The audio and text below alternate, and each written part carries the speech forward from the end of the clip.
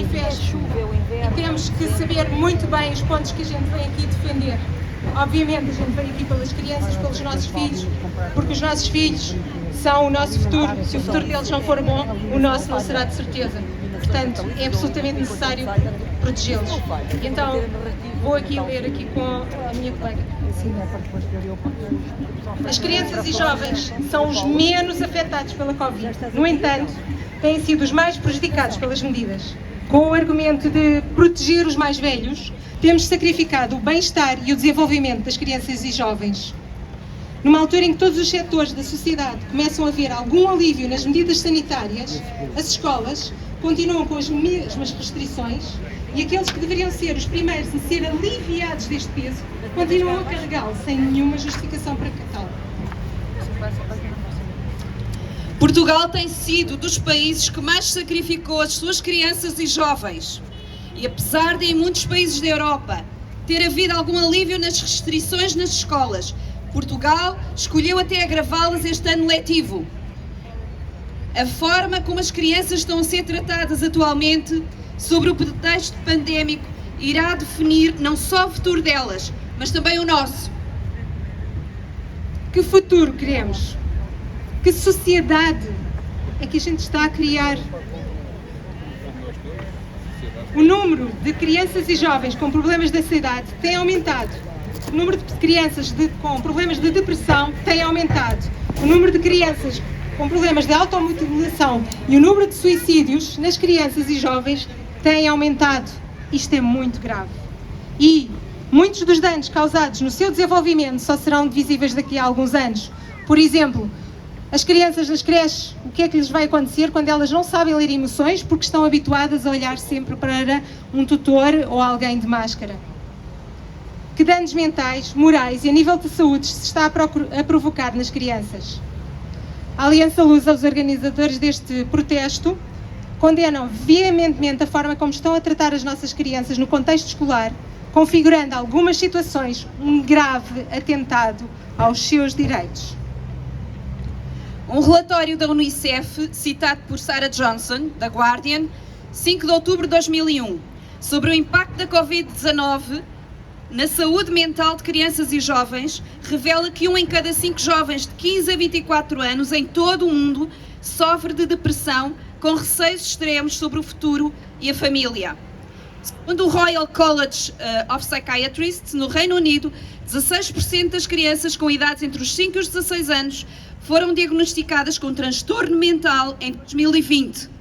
Por outro lado, aumentaram 29% entre abril de 2019 e abril de 2021 os primeiros diagnósticos de psicose, assumindo-se que a pandemia tem graves reflexos na saúde mental da população. Ellen Pitt, da Guardian, 20 de outubro de 2021.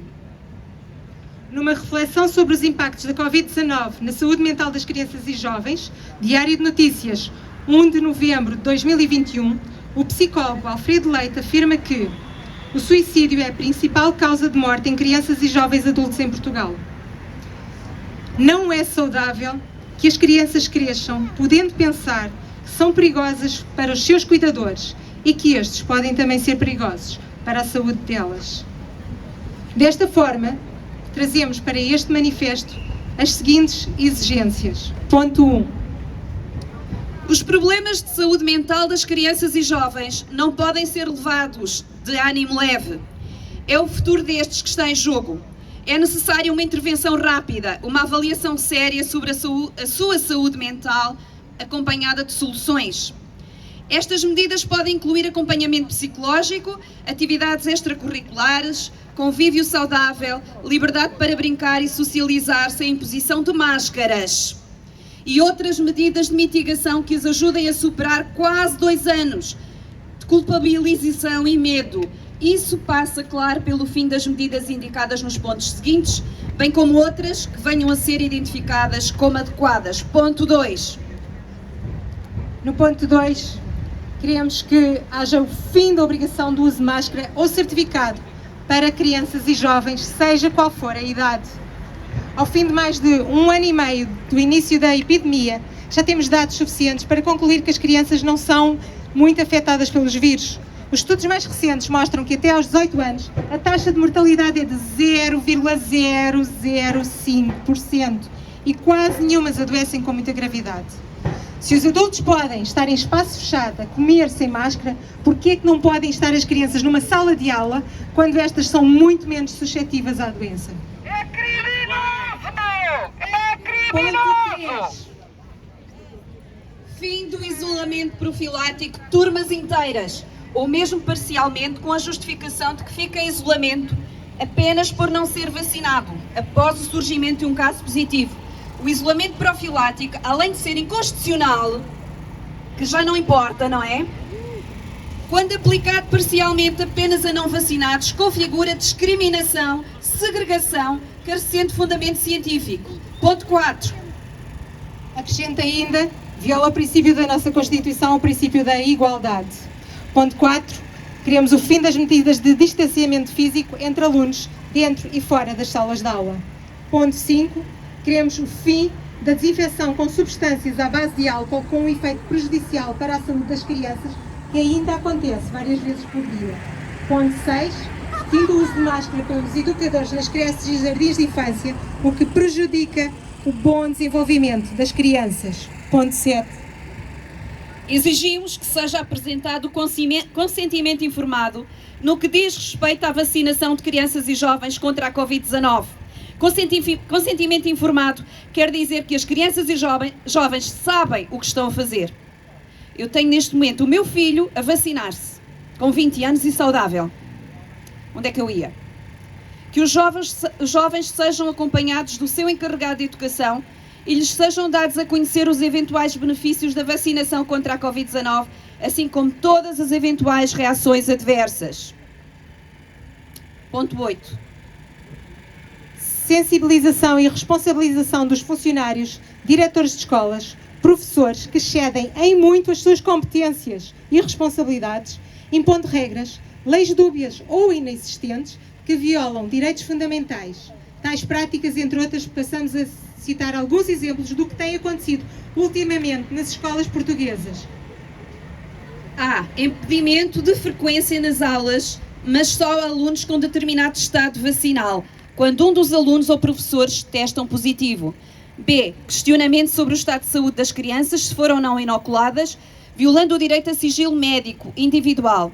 C. Portas e janelas abertas, quando em período de aulas no inverno, fazendo os alunos passar por frio intenso, com a justificação que é para arejar.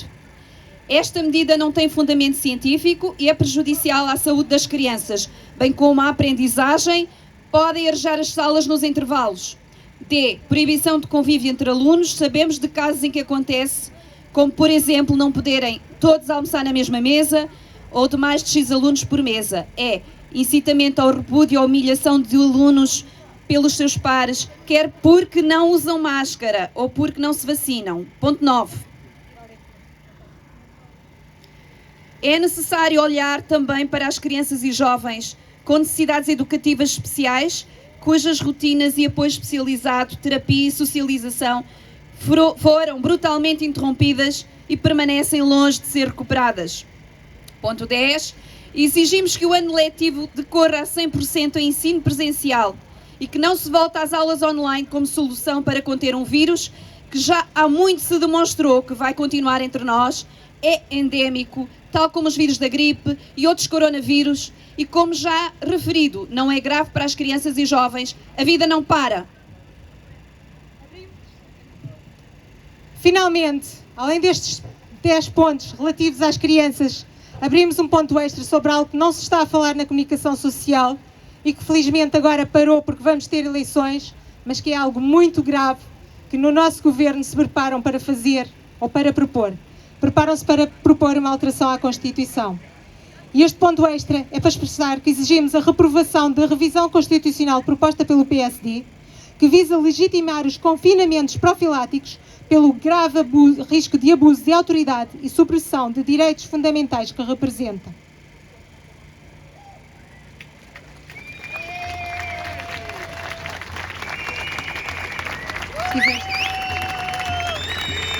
Desde já vou agradecer a todos os que estão aqui. Quero agradecer muito a todos os voluntários que ajudaram. Houve pessoas fantásticas a ajudar a fazer esta manifestação. Houve pessoas a ajudar a fazer esses cartazes que vocês têm aí na mão. Vocês estão a ajudar agora porque têm os cartazes ao alto e estão a mostrar a todos os carros que passam o que é que nós estamos a fazer aqui. Isso é muito importante. Há pessoas que vêm comprar as nossas t-shirts para nos ajudar com o nosso fundo financeiro, para nós termos aqui o nosso palco, a nossa tenda, o técnico de som, ok? Há aqui